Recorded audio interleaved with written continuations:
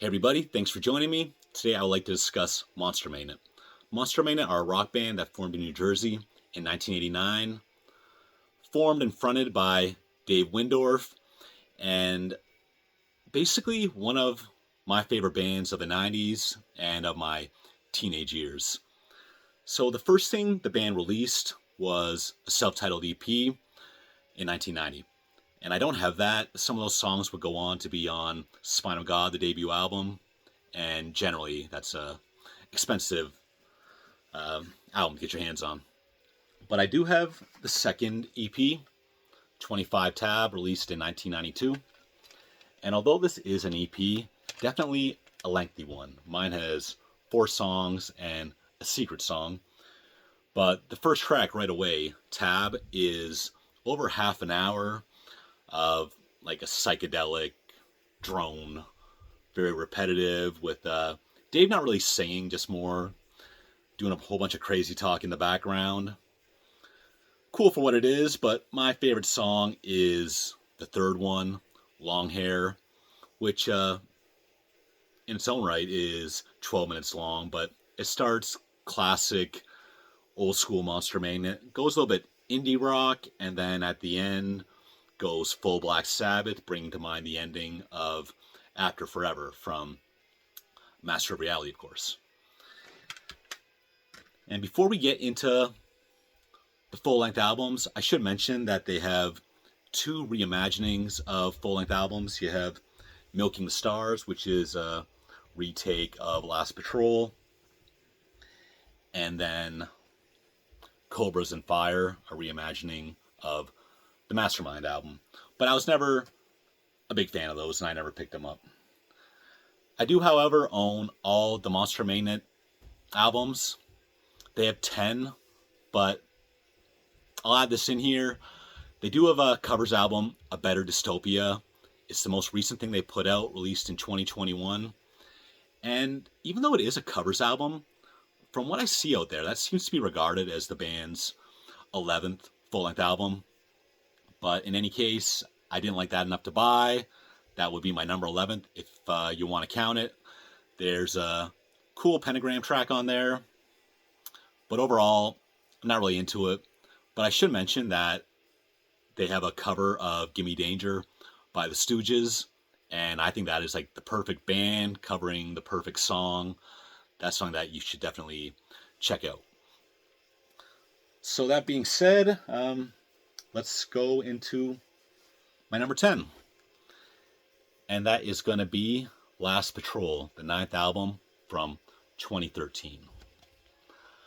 I've heard this regarded as a very progressive album, and in some ways it is the most progressive, but in another way, I think it's kind of the most stripped back, which I guess is kind of progressive in its own right, just doing something different than they usually do.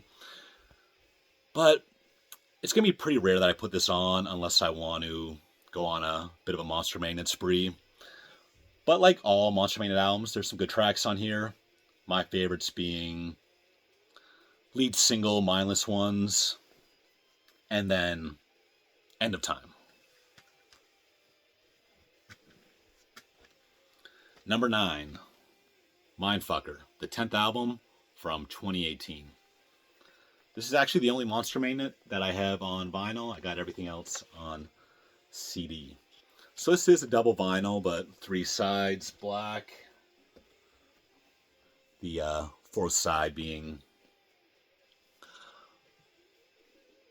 the Bull God that you see on basically any piece of Monster Magnet music or merch or anything. It's basically a symbol of the band. So I'm going to contradict myself here a bit.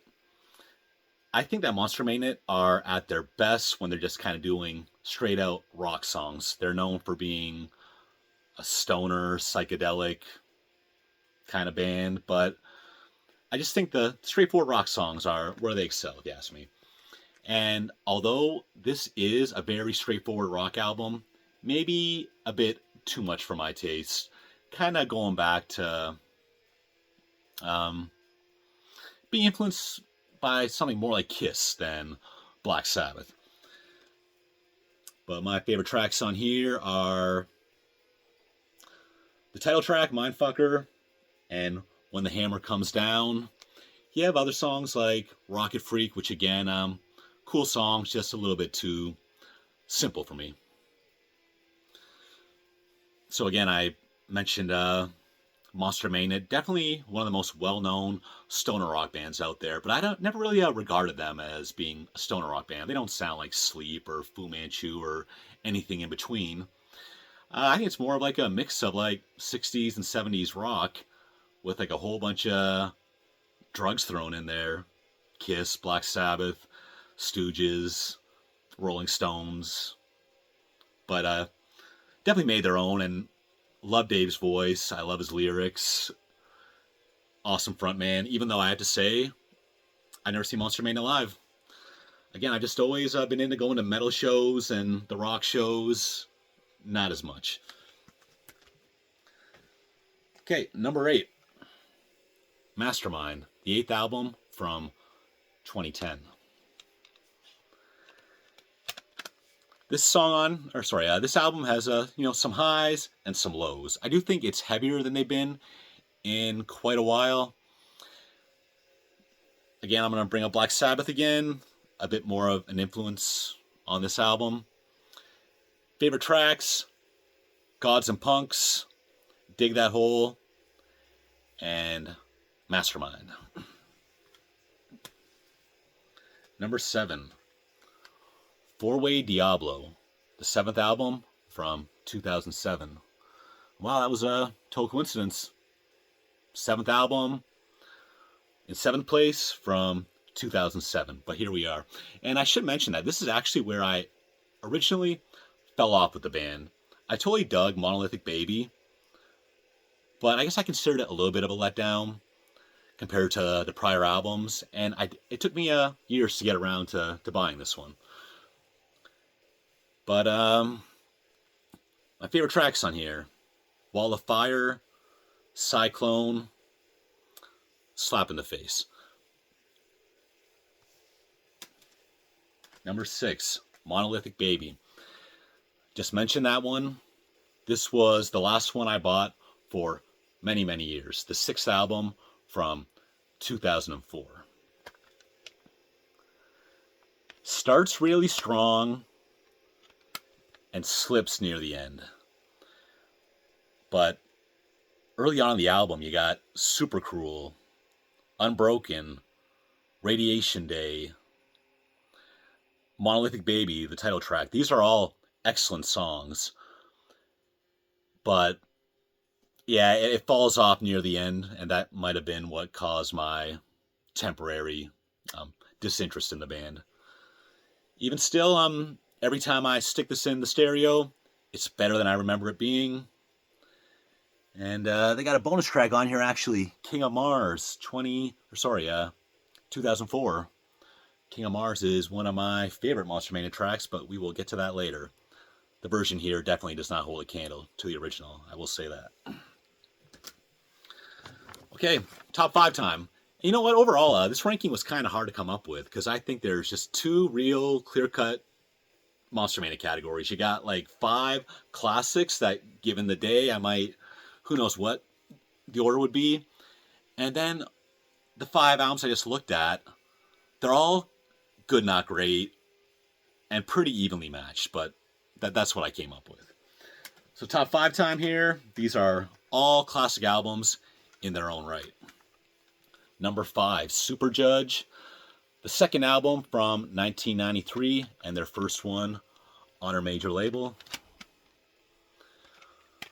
Lots of good tracks on here. If I had to pick just 2, we're going to go with Twin Earth and Stadium.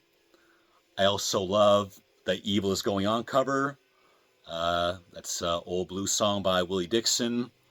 Then you got Cage Around the Sun, which is a strange song, but I think Dave's got a really cool vocal delivery and really weird lyrics. I've always been kind of intrigued by, like, what is he talking about? But I definitely like these next 4 quite a bit better, though. This is actually, there's a big gap between this and everything I'm going to talk about from here on out. Number 4, maybe low for some people, Spine of God, the debut album from 1991. Not to beat a dead horse, because all Monstermania fans reference that, but there you go. It's a satanic drug thing you wouldn't understand.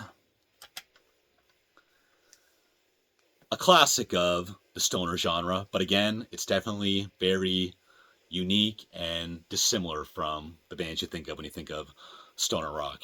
And again, they were basically in the process of creating the genre at the time. Favorite songs, Not Seen, and the title track, Spine of God. It's a fun album in many ways, kind of haunting in others. A total classic, and we're talking 10 out of 10 for the top 4 here. And now we're in the top 3. So, you know what they are. These are definitely the most mainstream in terms of commercial success and in terms of sound. But I really do think they are the best albums. And on any given day, any one of these 3 could be my number 1. But right now, I'm going to go with God Says No at number 3. This is the 5th album from 2000. And I was looking around online, and it seems like a lot of fans are not crazy about this album. And it definitely was a commercial failure. This was the one after Power Trip, which was the band's commercial hype by far. But again, yeah, some days, this is my favorite Monstermania album. Heads Explode and Silver Future, kind of obvious picks, but I've always thought of this album as having those 2 songs, but every other song is pretty good.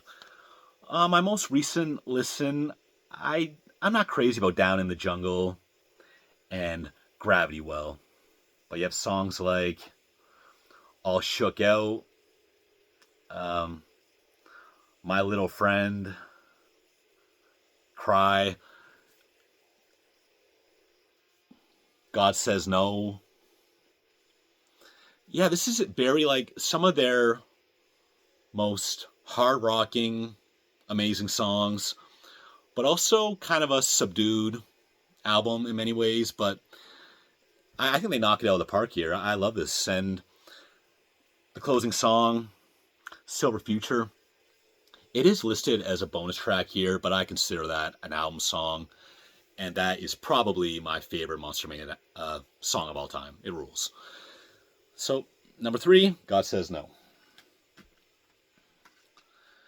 Number 2, Dopes to Infinity, the 3rd album from 1995, and my introduction to the band. This was actually one of the first CDs that I ever bought way back in 1995. But, favorite songs here, gotta go with the opener, Dopes to Infinity. I'm gonna say that's my 2nd favorite Monstermania song of all time. That's just one of those songs that's been on so many mixtapes over the years, but I never get tired of it. Then I'm going to go with Look to Your Orb for the warning. And then I'm going to give the honorable mention to King of Mars. I do have a minor complaint, like, why is this my number 2 and not my number 1? I think the album kind of dips by the end. The last 3 tracks, Dead Christmas, Theme from Afterburner, and Vertigo, like them all, but definite low point of the album at the end.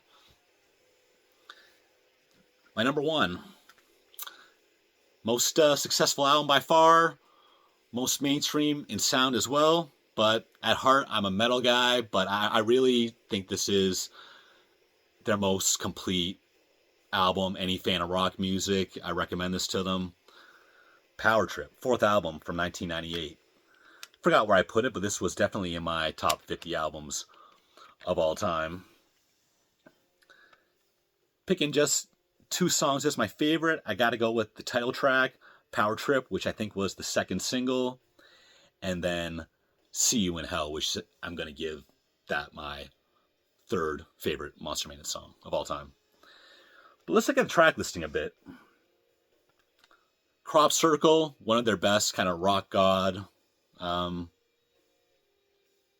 rock songs. Power Trip, I already talked about that. Space Lord, their biggest song of all time. And actually, it took me like a year to pick up this album. Even though I was quite young, I was all about dopes. And then when Space Lord came out, I was like, this is a clear sellout, and I don't think I'm interested.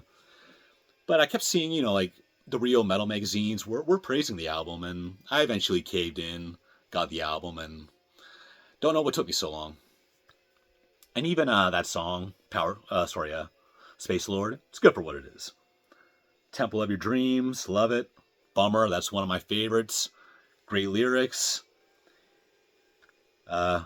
Baby Got a Damarung, 19 Witches, a little bit more laid back, very late 90s, but still love it. Third Eye Landslide, kind of reminds me of Crop Circle, just full on epic rock songs. See You in Hell, again, one of my favorites. Tractor, which goes back to the early days, but it's redone on this album. Atomic Clock, Goliath and the Vampires, which kind of gets you back into the druggy old days of Monster Magnet. Then ends with Your Lies Become You, which brings to mind that there's at least 2 other Monster Magnet albums that kind of end with these. Almost sounds like a cautionary tale, where he's like addressing maybe like an old girlfriend or something. But I really like those kind of songs on these albums, and Your Lies Become You might be the best one of those kind of tracks. So a very well-rounded rock album, my personal favorite. And thanks for joining me, talking some Monster Magnet. See you next time.